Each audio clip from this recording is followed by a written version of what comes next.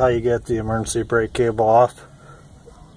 You pry it back with this one, and you clip it with this one, and then you can just slide it right out of the clip. I clamped the brake line with welding pliers. I know it's not the right tool, but it works, and it's going to be replaced anyway, so it doesn't really hurt it at all. I sprayed that with WD-40, hope I can get it off. Next thing I'm going to do is unplug the speed sensor and remove the brake line. I'll show you a picture when that's done. I got a light so you can see it better. That one bottom was with the sensor. You just got to pry that plug up and it snaps out. Then you got the 4 bolts and you got that brake line. Then the whole hub assembly should come off. It's really hard to get off, especially if your car's all rusted and 200,000 miles like mine. Right here is the bolt that takes the emergency brake off. The cable, you gotta unscrew that. I got rid of the right here's the where the old brake line was. Here's where the unplug was. There's where the wheel cylinder goes. Sorry, it doesn't show very good, but there. That's the plug. Let me get it over there. I gotta get these 4 bolts off. Let's get a light here. Suck at videos. See the bolts there, you gotta get them off. So far I used a 10mm for the brake lines. And then I think this one in the front's 10mm also. Now I got the emergency brake off and everything. This stud right there is kind of hard to get off. You don't want to bust that because you reuse it in the kit, but once you take it off you can slide the emergency brake out. And then the back is going to be a 12mm bolts. You need a short one for the one because you hit the shock if you use a deep well, so the other 3 you can take out with a deep well.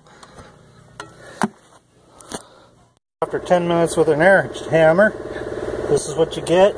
Didn't damage anything, scratched it up a little bit. This is the back of it.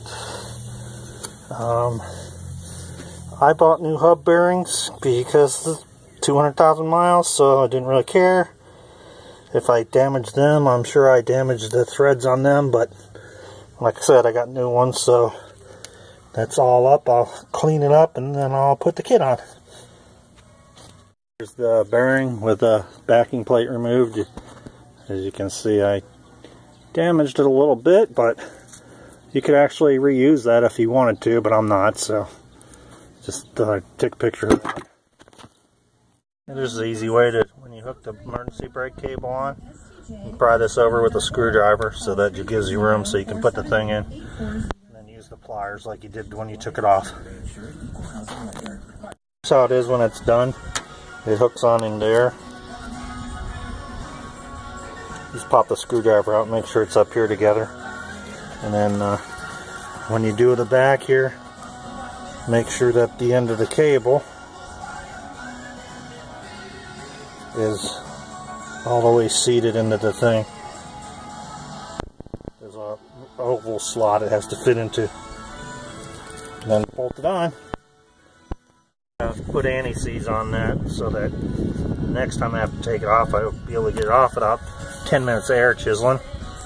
When you reinstall your hub, the wire thing, connector for the ABS goes towards the bottom. And then you just sandwich the new bracket in between the two. Be the last video. Everything's together, all I gotta do is bleed it. It's a little close here, but it doesn't touch at all. It spins good. Brake line fit on good. Doesn't touch anything. Everything's good. Plenty of room on the rims. The rims fit way better than the stock ones do.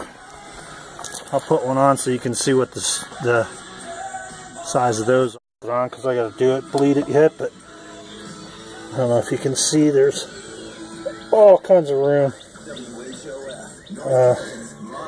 It's almost smaller than the stock ones are. Hopefully everything works out good, but appreciate all the help you guys give me, and if you need anything else, just give me a call. I've got access to all junkyards and all American cars if you want to know. Bye.